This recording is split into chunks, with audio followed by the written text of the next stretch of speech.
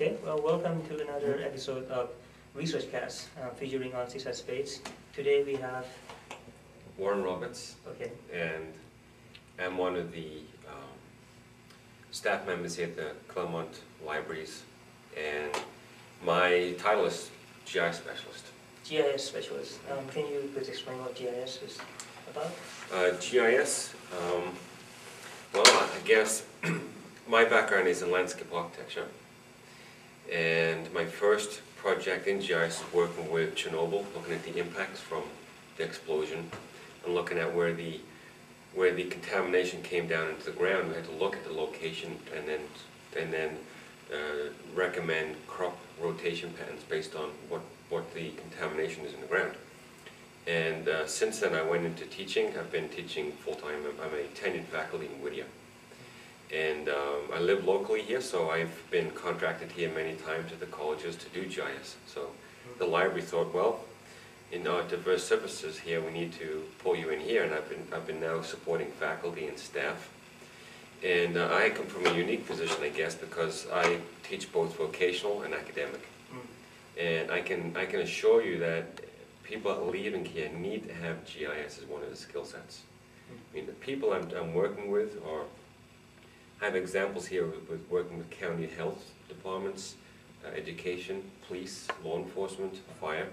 Everybody that I'm teaching, mostly are those folks that are already working or changing a career or trying to get a job after graduating, and they're finding that this is one of the skill sets they need.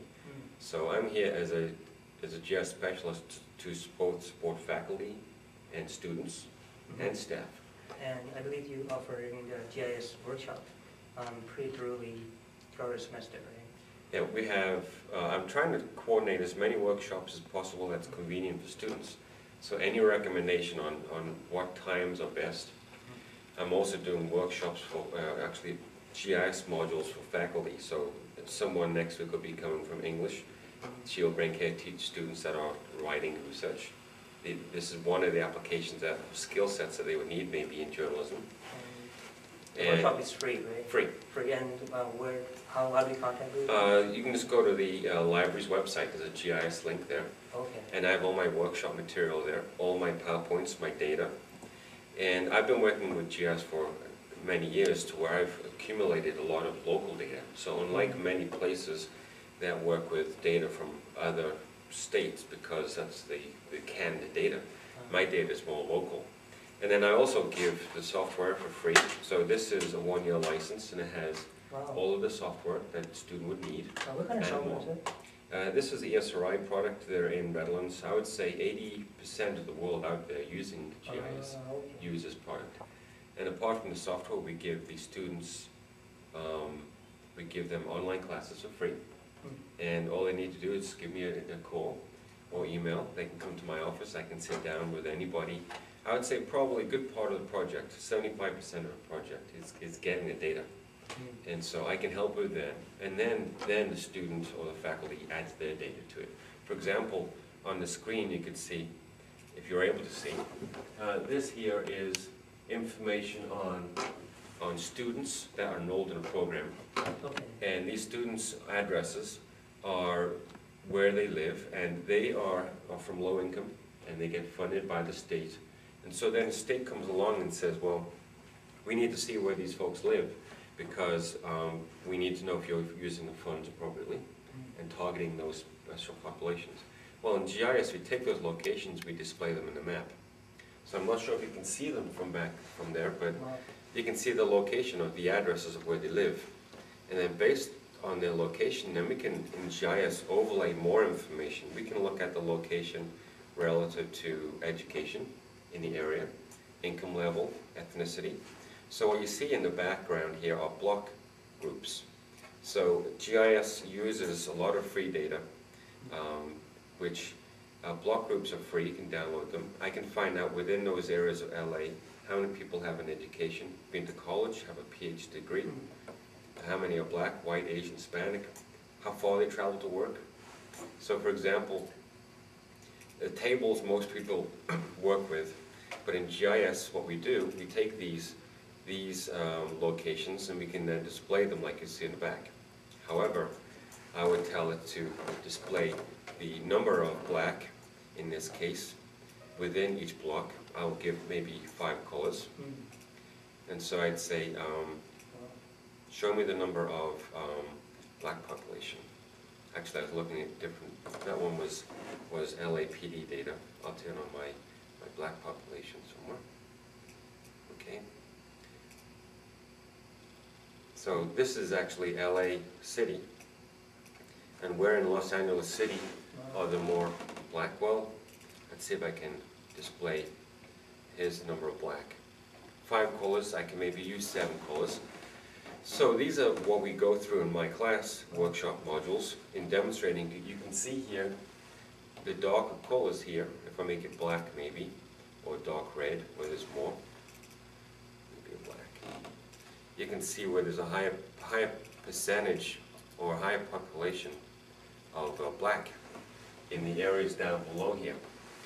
And then information in GIS can be related to any other information because geographically most information can be mapped. So then I can overlay on top of this, for example, supervisor boundaries, and I can see that on the lower left here where there's more black population, I believe the supervisor there is Yvonne Burke. And so Yvonne Burke is their representative. And so any type of project people work on, especially I find that many of my students come from CGU in my workshops. And they say, well, we're not working with LA data, we're working with other countries. Right. We can download a lot of that data off the web. From the internet for free. Right. From whether it's Korea, whether it's Africa or Australia. What about Korea? Thailand, because both... Thailand, I can download Thailand data right now, administrative boundaries, cities, major roads. Wow, that's interesting. As of LA or anywhere in the United States, I can download off the internet. Well, actually, I have it on my computer. Every hospital, every cemetery, every golf course, every school. But it's often who you know when you want information. For example, I've been for the past 4 weeks training LAPD, and essentially all the LAPD folks have been told, you learn this or you are given another position. So a lot of the crime analysts, some of them have backgrounds in psychology, are now finding that they need to learn this tool to be able to look at. Here you can see it's quite populated here, the number of crimes. In LA, I guess. In LA. So we're looking at urban applications here, but I worked with fire, looking at slopes, aspect, soil, and modeling where the fire moves. I'm working with Pitzer College on a location in Costa Rica. And so these GIS modules I am providing are a way to give students a skill set. It's not a profession. It's a tool that you use whether you're in IT or whether you're going into planning or whether you're going into health. All you need to do is have this as one of the tool sets, and that's why I can teach GIS even though I'm a landscape architect. I can teach it to everybody because it's the same tool. Have you collaborated with any of the information science and technology students, like CSAT students or professors? I know I've met with Dale. He's in CGU, I think, information. Maybe he's a student. Faculty member. Faculty. I know that Yeah. you know Dr. Thomas Horan. Yeah. For a while. Tom I've known for a number of years, just through living in Claremont. And so I know Tom's one of the folks that have been working with GIS. And increasingly more now, I find that since I've been here, the amount of GIS being used now is really growing. So I think it's one of the skill sets that I remember when I first used this ArcGIS, it was like version 3 or something, and now it's like 9. You know, it's been a couple of years, but it's been growing quite a bit. So, have you do any other activity with Dr. Horan? Like, I know he likes surfing and hiking and everything. No, I guess some things in common we have, probably the music he likes, maybe, and he has a little longer hair than I do. When I first met him, I was a lot different. Oh, he surfs, so he has to have a long hair, right? That's when right. he's surfing, so. I guess, yeah. I need to grow my hair back to go surfing, huh? That's good. Well, it was very informative today. Thank you very much. And anytime, just visit our website. A lot of my materials are up online. If you need the software, you can come get it. If you need to sit down with me, I'm just here as a service for students and faculty. And then the student can just email you reserving some spot on the workshop as well of the week, so. Yeah, so if they want to know how they can even explore it, even if they have no idea if it can be applicable, I can help. Well, thank you very much, Mr. Yeah. Robert. No problem. Nice talking to you, and then we'll be seeing you in Success Space very soon, I guess, so. Thanks. Thanks. Yes.